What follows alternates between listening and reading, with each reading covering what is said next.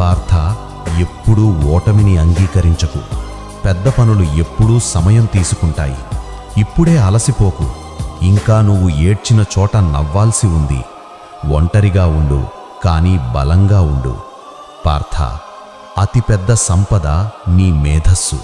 దానిని ఎప్పుడూ సానుకూలంగా ఉంచు. మంచి కర్మలు చేయు. పార్థ, భక్తి రావణుడికి ఉండేది, కానీ కర్మే నిజమైన గొప్పతనం. ఒకరోజు అకస్మాత్తుగా నీ సమయం వస్తుంది.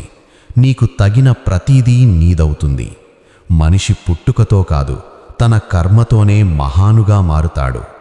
పోరాట కాలం మనకు అత్యంత గొప్ప పాఠం నేర్పుతుంది. ప్రతి పండుగ మనకు గుర్తు చేస్తుంది, విజయానికి మించిన ఉత్సవం ఇంకేదీ లేదు. కోపం వస్తే మనసుతో పోరాడు, మనిషితో కాదు. కష్టాలు వస్తే కాలంతో పోరాడు, నీతో కాదు. పార్థ, ఏ పని చెయ్యాలన్నా భయం వేసినప్పుడు అదే వెంటనే చెయ్యాలి.